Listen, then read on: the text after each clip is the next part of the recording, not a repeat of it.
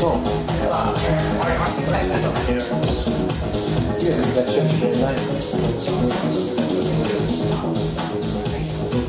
Hello people and welcome. Welcome to this gala event known as Melbourne Slam 2008, the first of a series of heats throughout the year, which will be a grand final at the end of the year, and there will be a grand final prize, which will be, well, we get to announce what the grand final prize will be, but it will be phenomenal. Don't you expect something phenomenal.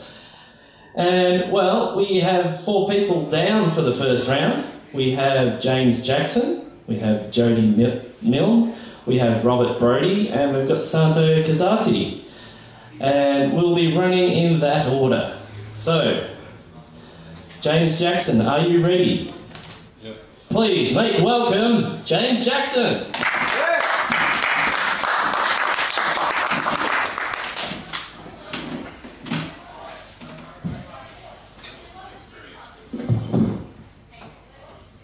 Swanson Street, 10:58.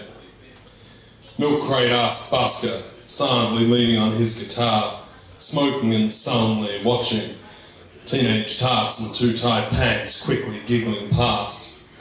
Then he starts, boring, gnawing, strumming with discordant, out of time humming. Then, I've been contemplating suicide, but it really doesn't suit my style. Everyone walks past again. Further down the street, a tramp stops to hear shouts from a woman getting off. Stand up, for God's sake! They couldn't do what she said. I must have misheard her. I'm going mad. I look for her in the crowd, but she's nowhere around. She could have been anyone. Outside McDonald's sits this man. I knew I'd seen him before. That's right, I remember. He stumbled over to me one night in a bar. He was deadly skinny, his hair was grey, he had an old tattoo like a watermark in blue just waiting to fade away. And he had a sob story just for me. Spent most of his life on the inside. 20 years ago his wife died. Not died, murdered, he said. They stabbed her 25 times! And there he was on the street, sitting with his mate, trying to make some point to some dressed up kids, looking awkward and scared and shuffling their feet. They didn't want to hear it.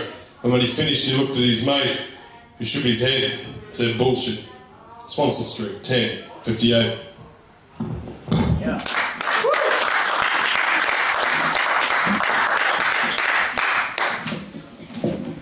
Thank you, James. What a brilliant start to the competition this year. Well, we'll get straight into scoring. Hands up for 7. Hands up for 8. That's 2, 3 for 8. And 9. 3 for 9. 8.5. That's a good score for the first score for the competition for this year. And well, give James another big round of applause. Thank you. Thank you, James. Now, getting straight on with things, Jodie Milne, please put your hands together for Jodie Milne.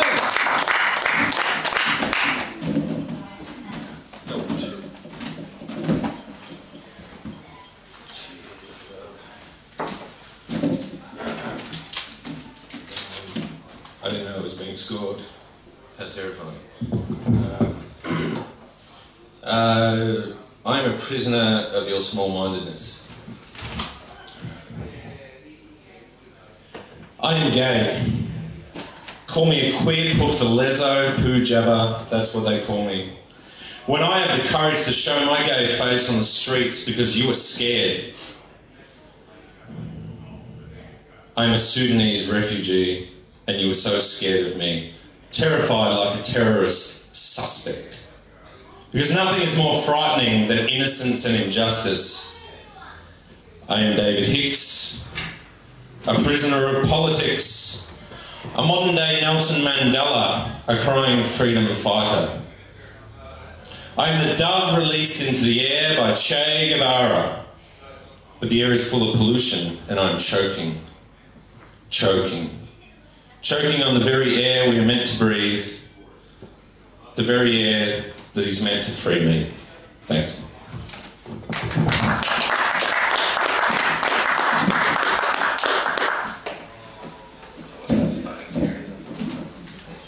Thank you, Jodie. I like that. Give another round of applause. Thank you.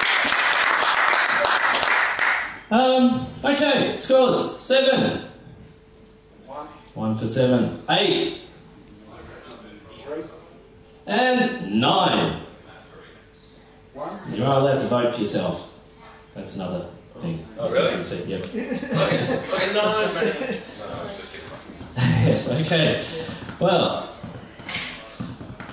8.0. 8.0. Thank you, Jodie. Give another round of applause. Okay, Robert, are you ready? Yes. Please make welcome Robert Brody.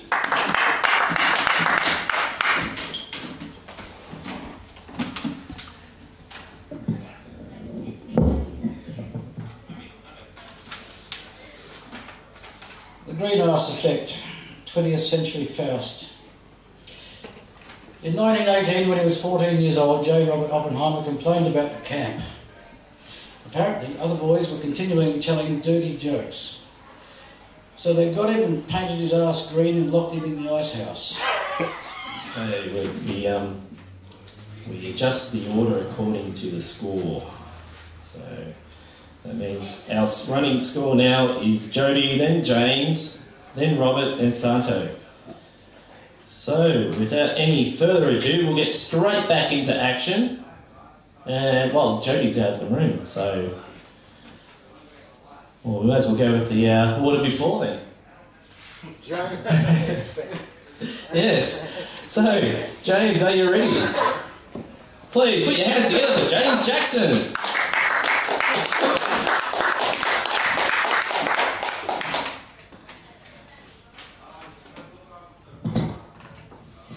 Every second is precious, every word is priceless. Life has a timekeeper, rides a pale horse, and starred in ads in the 80s to inform us about the AIDS virus, but hasn't done any TV lately, having been too busy with other business. You see, the death of Shelton Lee taught me to try to be the greatest poet I can in perpetuity, despite my training being incomplete. Whether I end up like the Blue Blazer or Darth Vader, a prematurely dead wrestler or an android monster, I promised my master I wouldn't be a failure. Lost inside a bottle with masturbation and PlayStation like Lily Allen's little brother. Instead I want to try to satisfy my curious mind and determine the nature of a threesome with Lily and Lady Sovereign, then sail across the ocean and do it again. This time with Maureen Dowd and Condi Rice. So nice you want to do it twice like the goody sung. It's whatever turned you on. And I want the brains of Graham Gardner, Maggie's glasses, Tim Brooke Taylor's Union Jack vest, and Bilotti's dress sense with the giant white kitten wreaking my vengeance. My enemy's death knell sounded from the bell hanging around its neck as it chomps their bodies like whiskets. So this poem is like that kitten's roar, but life is short and death is sure, and an hour wasted watching Big Brother cannot be retrieved. It's like footage from a secret camera recording the activities of kids with special needs and assisted accommodation for those with disabilities. It's like there is no reprieve from the idiocies displayed on our TV screens. And I simply can't be a Glenn Waverley salaryman spastic when I was born a poet obsessed by the fantastic, with the plan to give punters heart attacks at the dam so they have to be rolled on their back and given CPR in the bar by Cam Black. The man with the fan understands the facts and why we treat poetry like religious tracts. Shelton said, if you want to fly, there's no better high than writing rhymes, and he was right. It's the only time I get second sight. It's like a Jedi or John Edwards as he lies on TV every night. Because we can't speak to those on the other side, but if we could, they would tell us every second is precious, every word is priceless.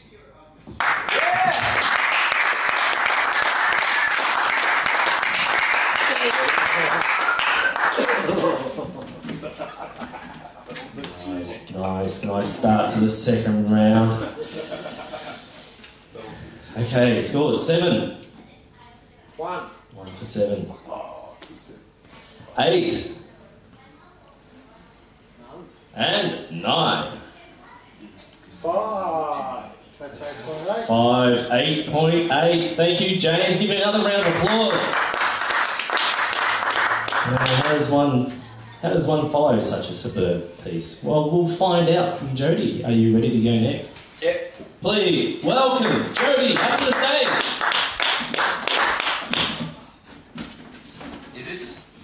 last round? Like, This is the second round. Oh, okay. Alright. No worries.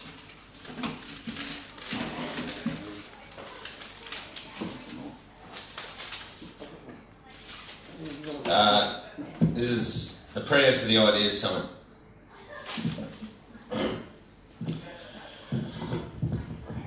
Mr. Rudd, you brought the love, but what about the refugees?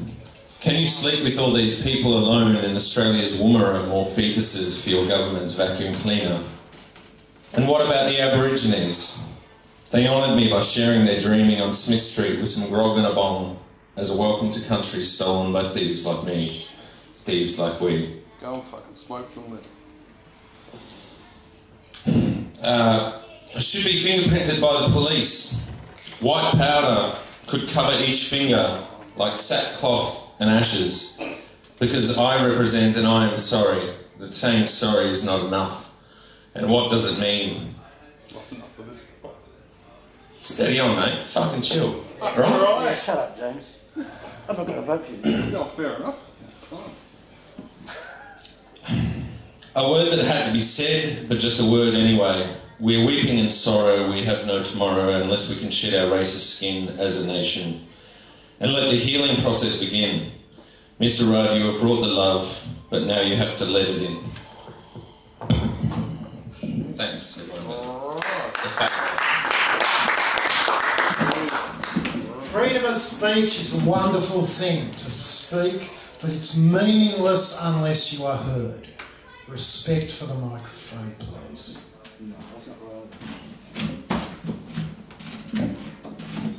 Thank you, Jodie. Give Jodie another round of applause.